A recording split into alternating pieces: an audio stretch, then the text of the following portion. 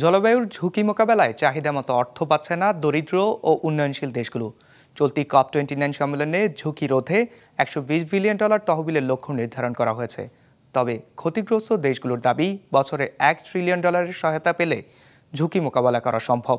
Desk রিপোর্টে বিস্তারিত। Double million offer, Walton fridge কিনে পেতে পারেন 20 লক্ষ টাকা, রয়েছে কোটি কোটি টাকার নিশ্চিত উপহার। অতিমাত্রায় গ্রিনহাউস গ্যাস নির্গমনের ফলে পৃথিবীর গড় তাপমাত্রা ক্রমশ বাড়ছে। ফলে গলিত হিমবাহ, সমুদ্রের স্তরের বৃদ্ধি এবং বনভূমিতে আগুনের মতো প্রাকৃতিক দুর্যোগের প্রবণতা বেশি দেখা যাচ্ছে।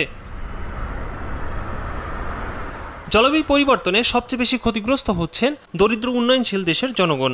যদিও দেশগুলোর এই সংকট মোকাবেলার অর্থনৈতিক সামর্থ্য নেই। এবারের আজারবাইজানের রাজধানী বাকুতে COP29 সম্মেলনের অন্যতম লক্ষ্য ক্ষতিগ্রস্ত দেশের জন্য অর্থ সহায়তা বাড়ানো। তবে উন্নত দেশগুলোর শীর্ষ নেতাদের অনুপস্থিতিতে এই উদ্যোগ কতটা সফল হবে তা নিয়ে যথেষ্ট সংশয় রয়েছে।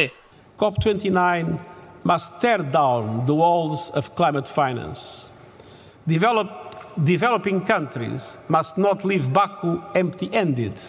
A deal is a must, and I'm confident it will be reached. We need a new finance goal that meets the moment. গত মঙ্গলবার বিশ্বব্যাংক জানিয়েছে জলবায়ু মোকাবেলায় 2030 সালের মধ্যে যৌথ লক্ষ্য অর্থায়ন $120 বিলিয়ন করা হবে, যা 2023 সালের চেয়ে 60% বেশি। এই তহবিলের সাথে সংশ্লিষ্ট দেশ ও কোম্পানিগুলোকে আরও এগিয়ে আসার আহ্বান জানিয়েছেন আইরিশ জলবায়ু মন্ত্রী। এদিকে যুক্তরাষ্ট্র গত বছর আন্তর্জাতিক জলবায়ু তহবিলে প্রায় $10 বিলিয়ন অর্থায়ন করে। ইউরোপীয় ইউনিয়ন ব্যয় করে $31 বিলিয়নের কম। আর চীনা ভাইস প্রিমিয়ার ডিং জুয়েশিয়াং জানান, উন্নয়নশীল দেশগুলোর জলবায়ুর ঝুঁকি মোকাবেলায় ইতিমধ্যে $24.5 বিলিয়ন তহবিল সংগ্রহ করেছে দেশটি।